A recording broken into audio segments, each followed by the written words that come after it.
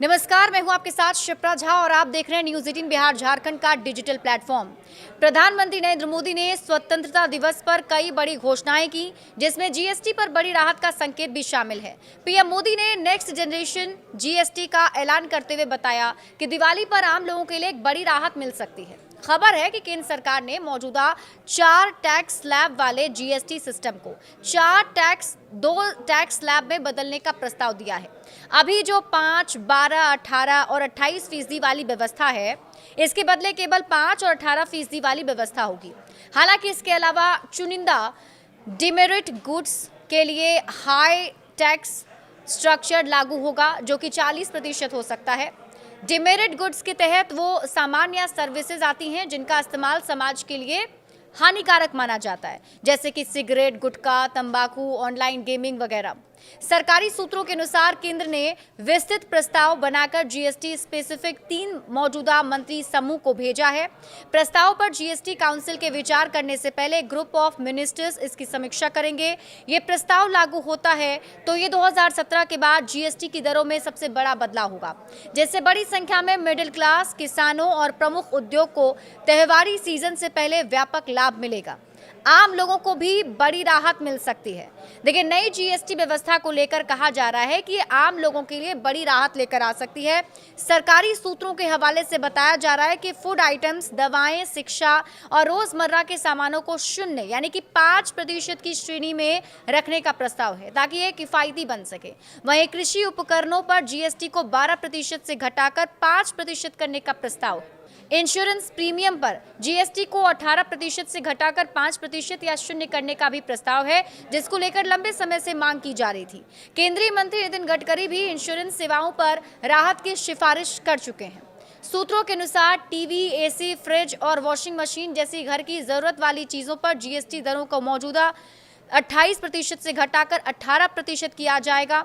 वहीं online gaming और कुछ अन्य डीमेरिट गुड्स पर 40% टैक्स लगाया जा सकता है। 12 और 28% स्लैब का क्या होगा, अगर हम इसकी बात करें? जैसा कि आपको हमने बताया कि अभी 2 स्लैब रखने की बात कही जा रही है, तो ऐसे में इसे फेज वाइज लागू किया जाएगा। ऐसे में सवाल है कि 12 और 28 स्लैब का क्या हो सकता है, तो इन दोनों स्लैब में आने वाले सामानों पर कितना टैक्स लगेगा? तो बताया जा रहा है कि 12% स्लैब के 99% आइटम को 5% में ले जाने की उम्मीद है, यानी ये आम लोगों के लिए एक बड़ी राहत हो सकती है। वहीं 28% स्लैब को लेकर भी कहा जा रहा है कि इसके तहत आने वाले 90% आइटम को 18% में लाने की उम्मीद है। केवल लग्जरी सामान और डिमेरिट गुड्स की हाई टैक्स स्लैब में ये रहेंगे। किन सामानों पर कितने जीएसटी का प्रस्ताव है, अगर इसकी बात करें तो जो ज़रूरी सामान है, जैसे कि भोजन, दवाइयाँ, शिक्षा, रोज़मर्रा के सामान को 0 या 5% पर रखा जा सकता है। घर की जो ज़रूरत की चीज़ें हैं, जैसे कि टीवी, रेफ्रिजरेटर, वॉशिंग मशीन पर जीएसटी 28% से घटाकर 18% हो सकता है। कृषि उपकरण, जिसमें कि स्प्रिंकलर और फॉर्म मशीनरी पर जीएसटी 12% से घटाकर 5% किया जा सकता है। बीमा सेवाओं पर जीएसटी को 18% से घटाकर 5% या फिर 0 किया जा सकता है। स्वास्थ्य सेवा, दवा और चिकित्सा उपकरणों पर जीएसटी कम करने का प्रस्ताव है, ताकि वे किफायती बने।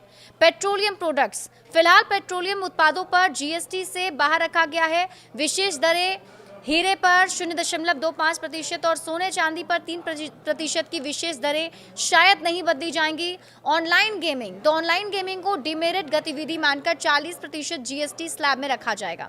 और क्या प्रस्ताव शामिल है, इसके बारे में अगर बात करें तो कपड़ा और उर्वरक सेक्टर में इन्वर्टेड ड्यूटी स्ट्रक्चर को ठीक करने का प्रस्ताव है। ऑटोमोटिव कंपोनेंट्स और नमकीन जैसे क्षेत्रों में वर्गीकरण संबंधी मुद्दों को हल करने की जरूरत बताई गई है। प्रशासनिक और अनुपालन सुधारों का भी प्रस्ताव है। निर्बाध जीएसटी पंजीकरण के लिए एक तकनीकी प्रक्रिया के माध्यम से 95% आवेदन को 3 दिनों के भीतर मंजूरी दिए जाने का प्रस्ताव भी है। इसके साथ ही प्री फिल्ड जीएसटी रिटर्न व्यवस्था के तहत मैनुअल त्रुटियों और बेमेल आंकड़ों को कम करने के लिए पहले से भरे हुए जीएसटी रिटर्न का प्रस्ताव रहेगा। एक्सपोर्ट्स के लिए ऑटोमेटिक रिफंड की व्यवस्था का भी प्रस्ताव दिया गया है। क्या सरकार का खजाना कम हो जाएगा इससे, अगर हम इसकी बात करते हैं तो वर्तमान जीएसटी राजस्व हिस्सेदारी की बात करें तो 18% स्लैब के अंतर्गत आने वाले सामानों से सरकारी खजाने में सबसे ज्यादा ज्यादा राजस्व आता है और इस कैटेगरी के सामानों से सरकारी राजस्व का 65% हिस्सा आता है।